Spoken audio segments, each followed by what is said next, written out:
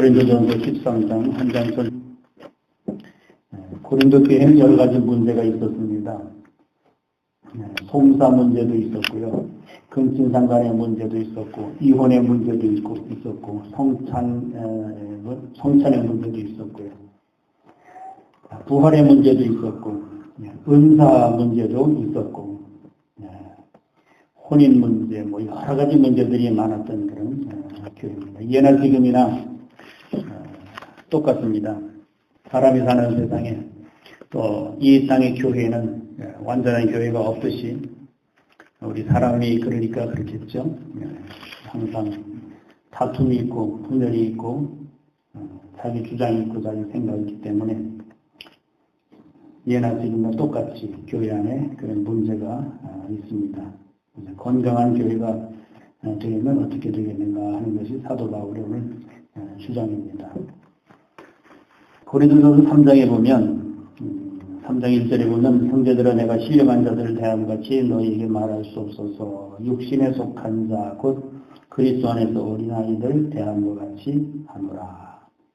어린아이들을 대함과 같이 하노라. 내가 너희를 젖으로 먹이고 밥으로 아니하였느니 이는 너희가 감당하지 못하였음이거니와 지금도 못하리라. 너희는 아직도 육신에 속한 자로다. 너희 가운데 시기와 분쟁이 있으니 어찌 육신에 속하여 사람을 따라 행함이 아니요. 육신에 있다. 오늘날도 마찬가지고요. 육신에 있다. 우리가 앞에 13장에도 말씀과 같이 이렇게 사랑으로 모든 것을 행하게 되면 얼마나 좋겠습니까?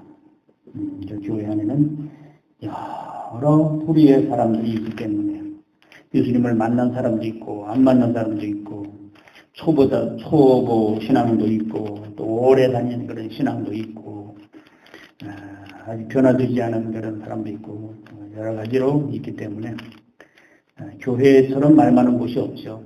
교회가 말 많고 시끄럽고 싸움 많이 하고 교회가 천국이 아니라 교회가 지옥 같아요. 그래서 우리가 내 힘으로 안 되기 때문에 그렇습니다.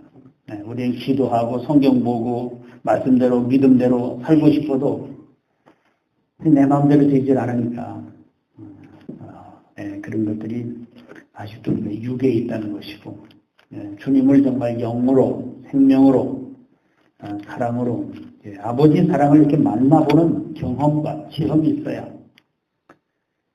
나 같은 죄인 죽었던 나를 살려주신 그 하나님의 사랑과 은혜를 체험하는, 만나보는 하나님의 사랑을 입고 내 지난 모든 그 상처가 다 치유가 되고 용서가 되고 그런 과정들이 있을 때에 우리 안에 주님이 내주하시고 그 주님으로 말미암아 우리가 살아가게 되고 그래도 온전하지 못하지만 그래도 나를 부인하고 제어하고 그래도 주님의 그 사랑과 은혜에 감격하여 또는 그 겸손해지고 죽었다 살아나는 거듭나는 그런 체험들을 통해서 하나님의 사랑을 우리가 알 때에 하나님이 나를 이렇게 사랑하신 것처럼 나도 남을 그렇게 사랑할 수 있는 그런 마음을 가지게 되는 것이죠. 그래서 여기 그 13장의 말씀과 같이 사랑으로 행하지 아니하면 그 어떤 것도 다 소용이 없다는 거죠. 사랑으로 할 때 모든 그 근본이 근거가 본질이 밑바탕이 모든 근원이 사랑으로 해야 된다. 이 사랑은 우리에게 있지 않잖아요. 인간에게 사랑이 없어요. 이 땅에도 사랑이 없어요. 한계적 사랑.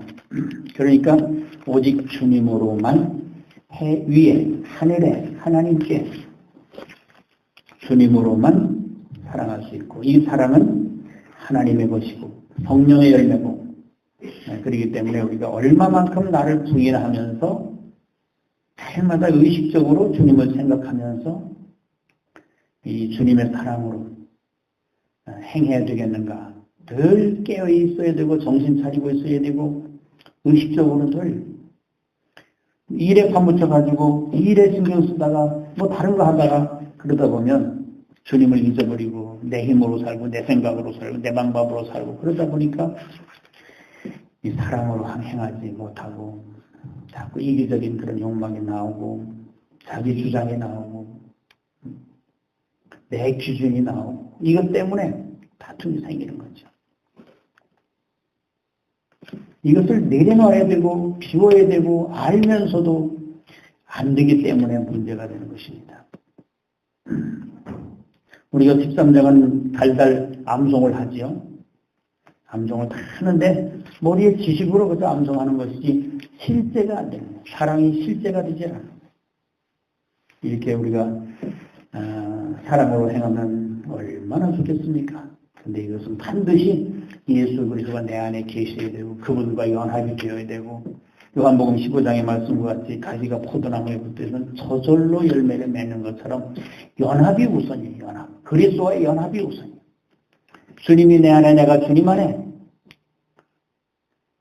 사도 바울이 말씀하고 예수님이 말씀하고 어떻게 하면 내가 주님 안에 주님이 내 안에 연합을 하여 하나가 되어서 저절로 그분이 내 안에서 내가 할 수 없는 살 수 없는 열매 맺을 수 없는 것을 그분이 내 안에서 하실 수 있도록 얼마만큼 나를 부인하고 내가 얼마만큼 나를 철거 복종시키면서 그것이 힘들죠. 그것이 힘들어요. 그 혈기 때문에 사람들이 다 쏟아버리고 매일 그저 반복되는 삶 조금씩 나아지고 성숙하고 성장하고 그리스도에 점점 가까워지고 연합해지고 이 성령의 열매들이 저절로 맺어져야 되는데 어떻게 우리가 예수 믿으면 믿을수록 세월이 가면 갈수록 더 강팍해지고 고집이 세지고 자기 주장이 강해지고 이렇게 하면 안 되겠죠? 스스로 이것은 누가 하라고 해서 하는 것이 아니라 겉사람은 후패하는 우리 속은 날로 새롭도다.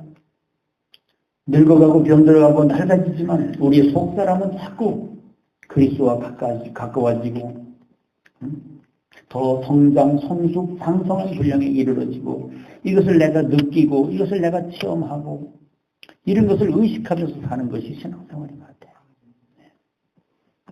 그러니까 전혀 신경도 안 쓰고 사는 사람들이 있는 것 같아요. 변함이 없어요. 어제나 오늘이나 내년이나 똑같이 변함이 없는. 이건 생명이 없다는 거죠. 그 속에 생명이 없다. 생명은 성장하게 되어 있습니다. 생명은 성장하게 되어 있어요. 그 안에 예수 그리스도가 안 계시다는 거예요. 생명이 없다는 거예요. 죽은 사람이라는 거예요. 죽은 송장이니까 변화가 없는 거죠. 말 한마디 해놓고 내가 이게 잘못했구나. 다음엔 그러지 말아야지. 이 우리 속에 스스로 그것을 자각하고 그 속에 있어야 되는데 자꾸 육신의 어떤 혈기나 자기 주장이 강하고 자기 고집과 아집과 이거 버리는 게 신앙생활이에요. 내가 없어지고 주님이 자꾸 자리를 차지하는 것이 신앙생활이죠. 우린 뭐 육신적인 복, 세상적인 어떤 문제 해결 이것이 우선이 아니고 그건 본질이 아니죠. 생명이거든. 생명. 내 속에 생명.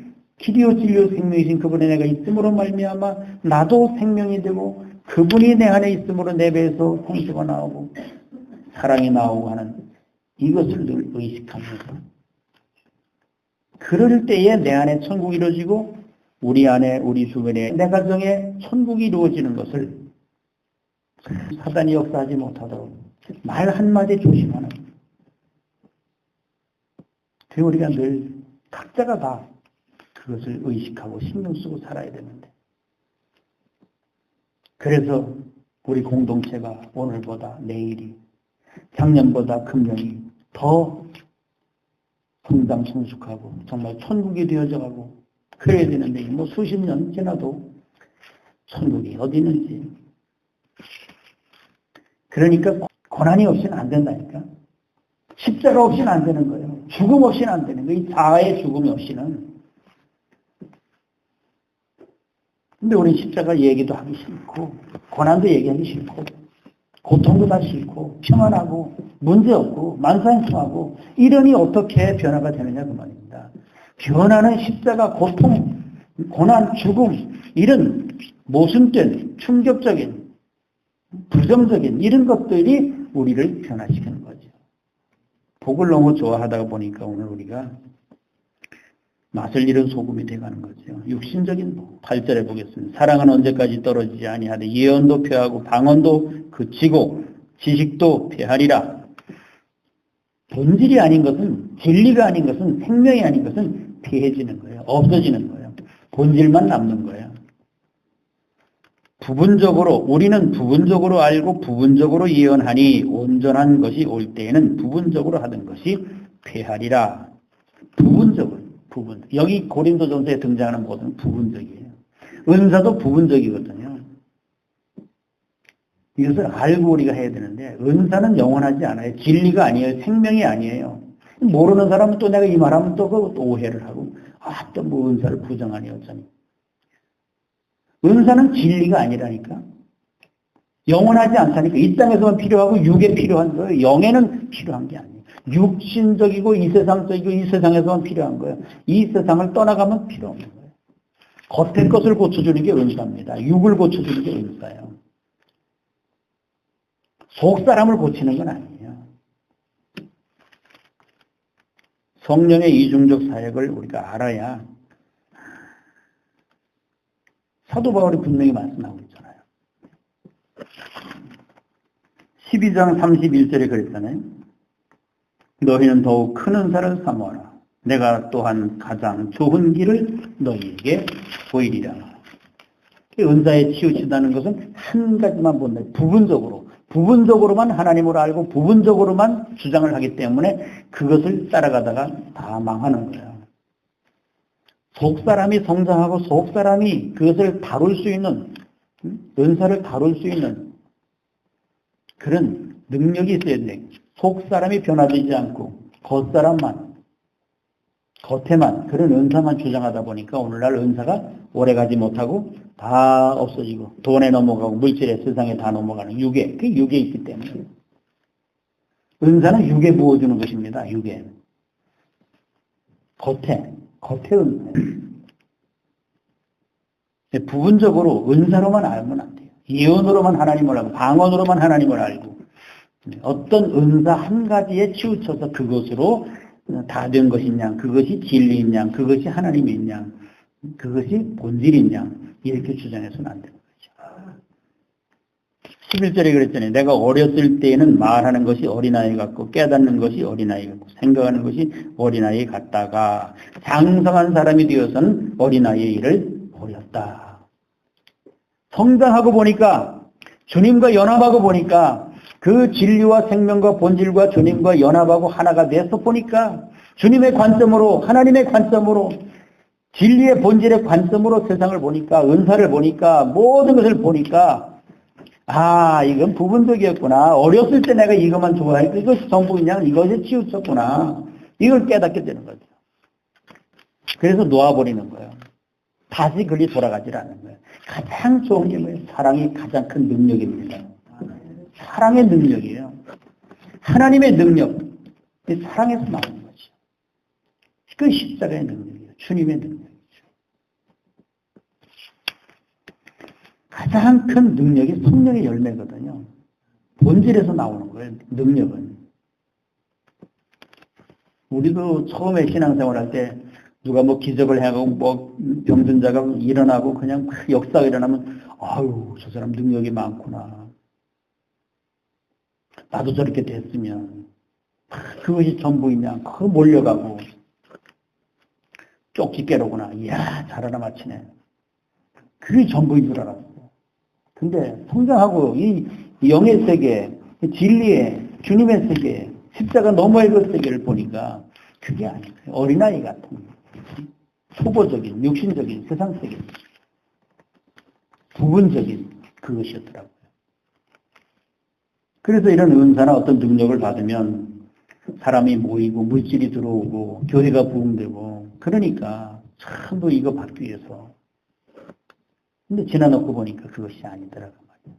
이것 때문에 고린도 교회에도 다툼이 있었거든요.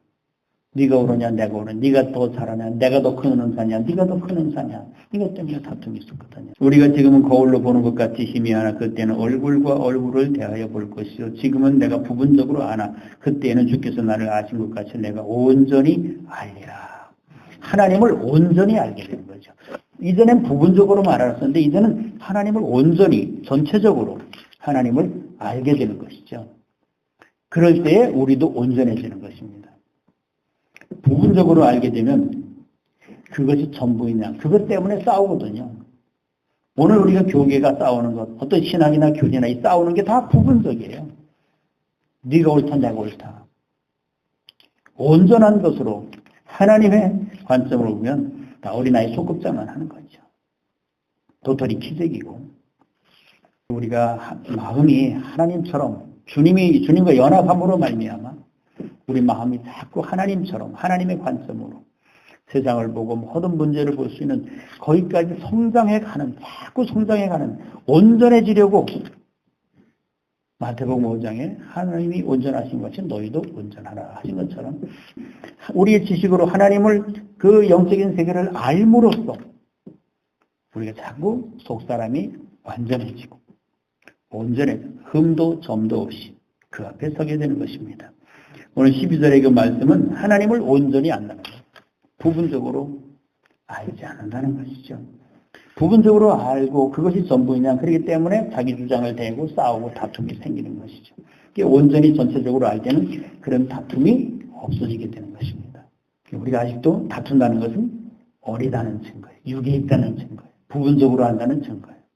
우리 안에 사랑이 올 때는 다 참을 수 있고 여기 본문에 기록한 것 사랑은 오래 참고 사랑은 온유하고 사랑은 시기하지 않고 사랑은 자랑하지 않고 사랑은 교만하지 않고 무례하지 행하지 아니하고 자기의 유익을 얻지 않고 성내지 아니하고 악한 것을 생각지 아니하며 불의를 기뻐하지 아니하며 진리와 함께 기뻐하고 모든 것을 참으며 모든 것을 믿으며 모든 것을 바라며 모든 것을 견디느니라. 이것이 주님의 마음이거든요. 주님의 마음이에요. 이게. 아버지의 마음이고 근데 오늘 우리 마음은 아니거든요.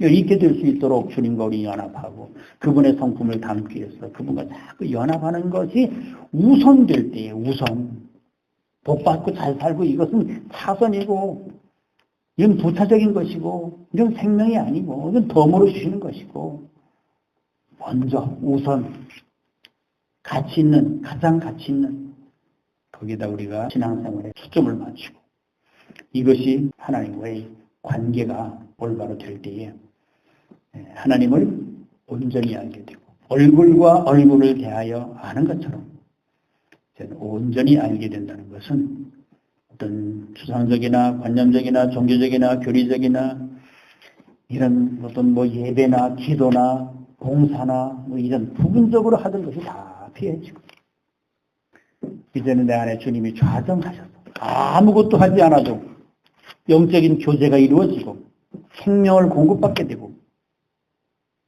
이것을 잘 이해하시기 바랍니다. 아무것도 하지 않아도 주님과 동행할 수 있는 삶이에요. 이해를 하시는지 모르겠는데 우리는 뭔가 해야 되잖아요. 기도를 열심히 하든지 봉사를 열심히 하든지 전도를 열심히 하든지 성경을 열심히 읽든지 뭘 열심히 해야 하나님이 뭘 움직이시고 복을 주시고 어떻게 하시고 내가 가만히 있으면 복도 못 받고 하나님이 사랑도 안 해주시고 이런 그 육신적인 생각에서 벗어나야 될 거예요. 아무것도 하지 않아도 주님이 내 안에 계시고 내가 주님 안에 있을 때는 거기서 모든 생명의 관계가 이해하시나요? 좀 어려운데 아무것도 하지 않는다고 하니까 벌써 어렵게 생각이 되는 거예요. 우린 지금까지 뭔가 했거든요. 복 받겠어 열심히 해라. 그렇게 가서 복 받겠니? 더 열심히 해. 더 열심히. 죽도록 충성하라. 진리는 생명은 그게 아니에요. 진리를 깨닫는 것, 생명으로 들어가는 것, 이것은 일의 차원이 아니에요. 육신적인 우리의 어떤 행위에 있는 게 아니에요. 진리 자체가 생명이고요. 진리 자체가 능력이거든요. 그 진리와 연합하는 거예요. 진리를 깨닫는 거예요. 그래서 진리는 우리를 자유케 하는 거예요. 자유케. 우리는 자유하지 못하잖아요. 무언가 매여 있고, 무언가. 사람에게 매여 있고, 어떤 봉사에 매여 있고, 어떤 육신적인 복에 매여 있고, 모든 게 매여서 이렇게 해야만 그것이 율법이요. 심은 대로 거두니까 많이 심자, 열심히 심자, 어떤 대가를 바라고 하는 이 모든 것이 다 율법이거든요. 생명은 대가를 바라는 게 아니에요.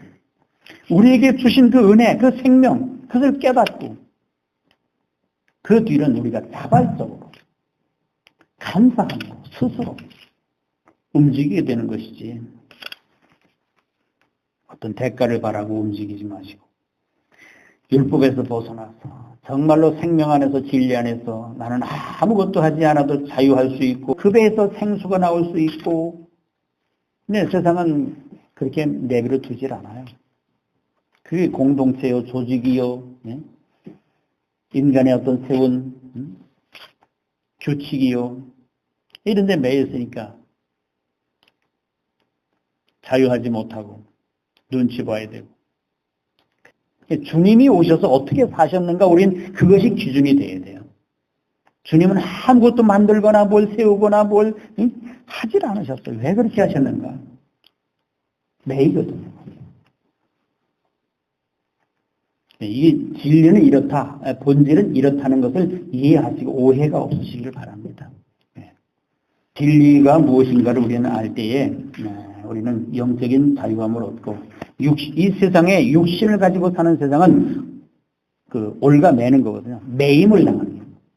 육신이라는 자체가 이 지구라는 환경에 매이는 거예요. 이 환경에 지배를 받을 수밖에 없는 거예요.